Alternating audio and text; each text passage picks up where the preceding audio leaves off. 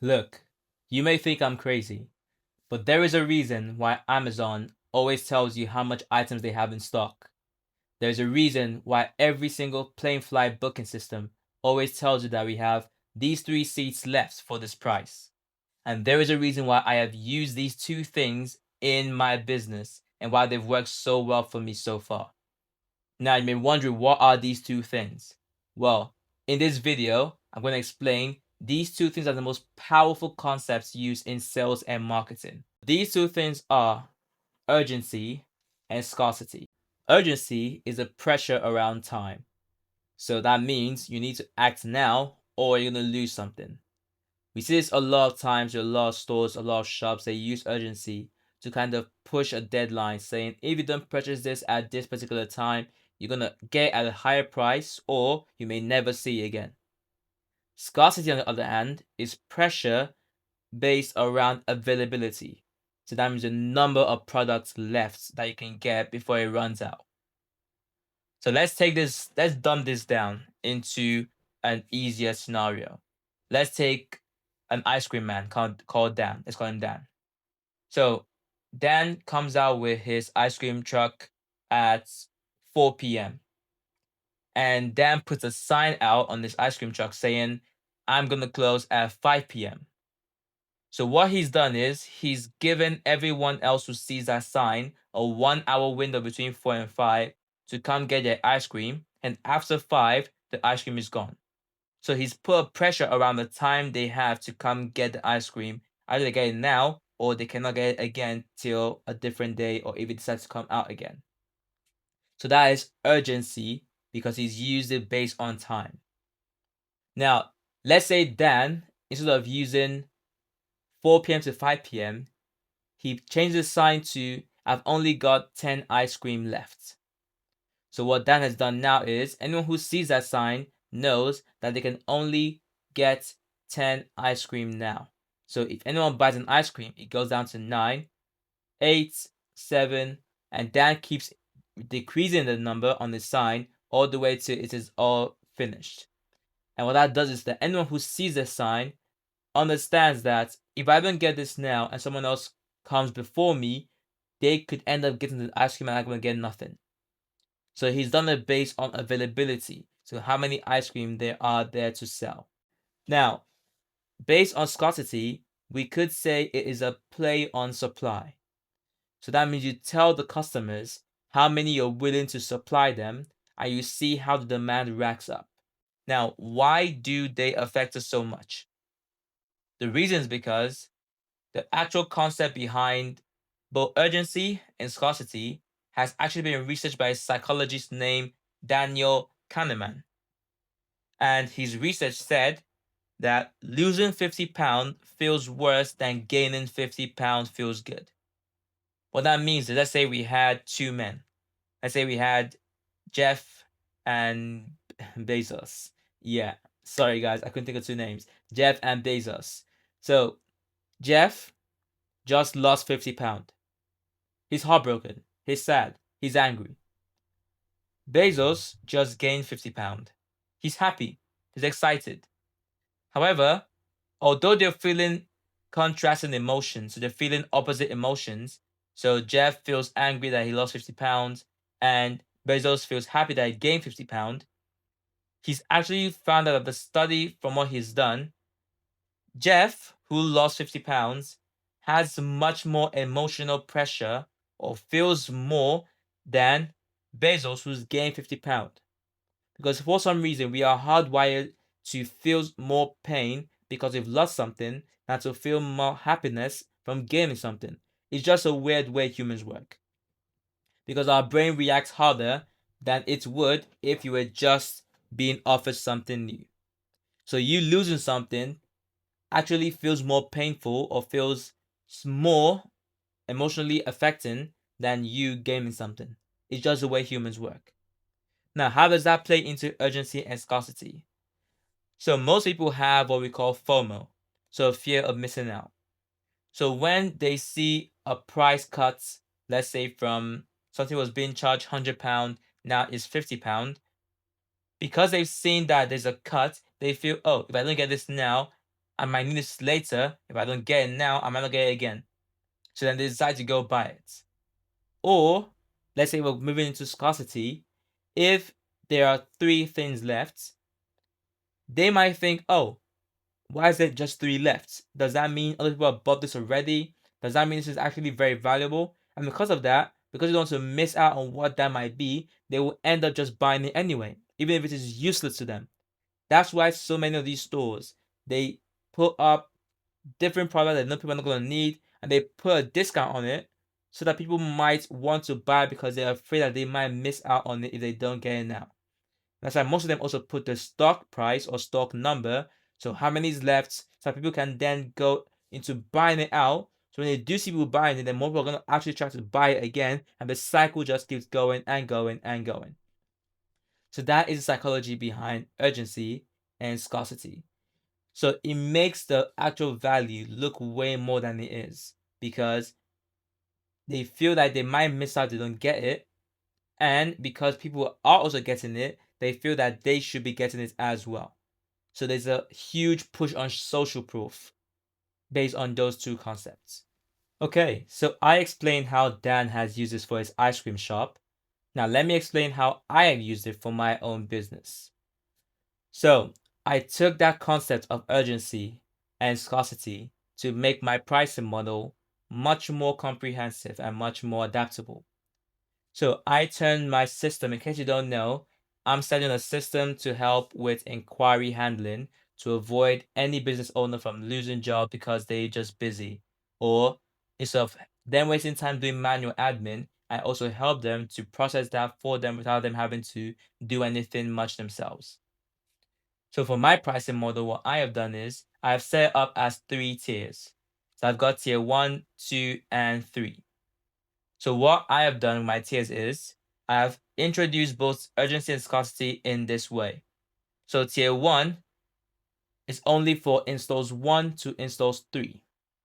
So that is a finite number, it's a limited number of people who can be in that tier.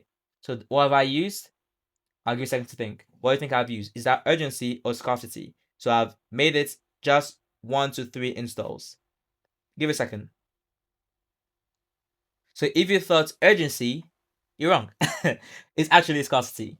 So because I've used a number, I've not used time. So I have installs 1 to 3. They are able to get it for free. But they will have to fulfill some other demands like posting on socials or helping to market to other people or word of mouth. But for installs 1 to 3, it's completely free for them. They don't have to pay for it. Now, that's tier 1. Tier 2 is from installs 4 to install 7. So between installs 4 and 7, I will now introduce a price which is at £399 as a one-off fee. And then installs 8 to installs 10 is now bumped up to £699 for a one-off fee. The reason why I've done that is, again, for me, the value of this product is actually way more than $6.99. However, I feel that most cleaning companies, small-time businesses, wouldn't be able to afford a higher value. So I have brought it down to $6.99 to make it much more friendly for them. The reason why I brought it down to $3.99 as well is to make it feel more satisfiable for them. I don't know if that's the word, but just roll with it. So I brought down to that price because there are also some things they will need to do in that bracket because right now, installs 1 to install 7 or install 10 is just a tester because my plan is to turn into a SaaS later on. However, at this start, you're trying to see how much I can go with those pricing and whether I think the pricing should fall under. So installs 1 to 3 is free, so there's no price. However, that's fulfill some demands or requirements. Installs 4 to 7 is $3.99, which is a base price, and installs 8 to 10 is $6.99. So what have I done there?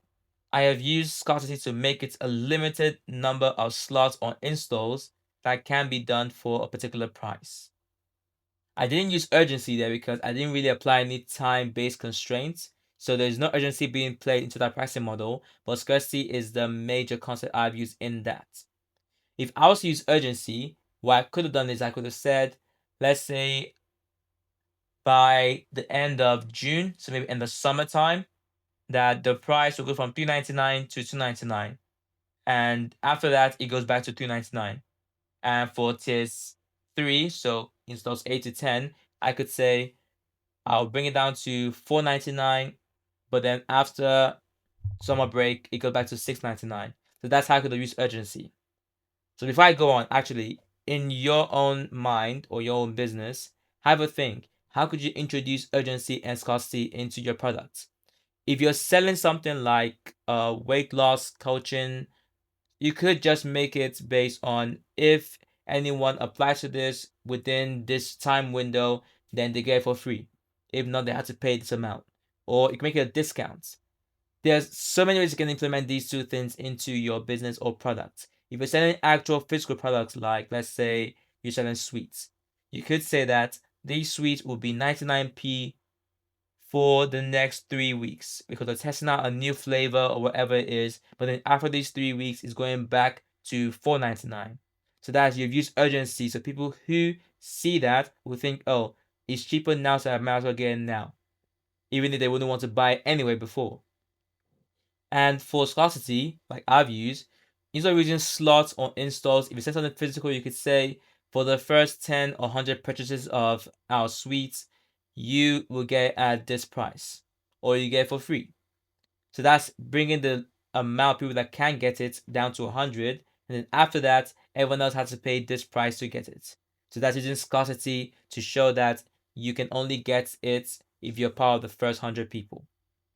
So go ahead, have a think. How will these two things actually play out in your own business of choice? And also write down in the comments on how it's going to play in your business so that I can give you some tips as well if I think there's a way to make it sound even better. So we've looked at what urgency and scarcity means.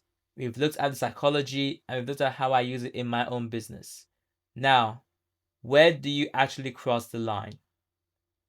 As most of us know, we should never be dishonest about what we're selling and how we plan to sell it. If you use urgency and scarcity to make things or to fabricate a value or price for your products, trust me, when things go sideways, they will find out. So what I mean is, if let's say you have unlimited amount of product that you can sell to people, but because they want to use scarcity, you say I can only sell 3 to get the first 3 customers to come buy it. If you do that and then you sell more after it, trust me, those first 3 who bought it will find out. And once they do, you've lost their trust. And you end up telling other people about it, you've also lost their trust as well. So never fabricate or try to push that urgency scarcity into your product if you really don't actually need it. So if you don't really have your product as a scarce product or is not limited, don't try to push limitations on it. If it's not really based on the time constraints, you don't have to push it into it. Again, these two things are strategies that you can use to make your offer better. However, you shouldn't try to fabricate stories just to sell. Because if you do that, you're going to lose trust in your customers and they're going to lose trust in you. And you can't sell things to them anymore once they find out. So never cross that line. Never try to manipulate them into buying something. You have to make it as natural as possible into your business model. And you have to follow through if you plan to use it. So if you plan to do only 3 installs or 7 installs or 10 installs, or you plan to only sell 100 of these or 20 of these, you have to make sure you follow through. And if you are changing your mind, you have to let those who bought it originally know why you have done so and make it compelling so that they do not feel you cheated them out of something. So that is where you do cross the line when using these two concepts. And you should try to avoid them at all costs. So don't make a lie about your offer. Try to make it as natural as possible. And if you are actually doing this and you're trying to implement this into your offer, again, comment down what your service or product actually is. You don't have to explain what it is completely. So in case, again, you don't want to get stolen, but you can just give an idea of what you're trying to sell, and we can figure out how to put these two concepts into it while making it sound natural and not artificial. At the same time, when using scarcity and urgency, you want to make the customer aware that these things are limited. Like for example, subscribing to the video. You got it there? Yeah? No? No? Subscribe anyway.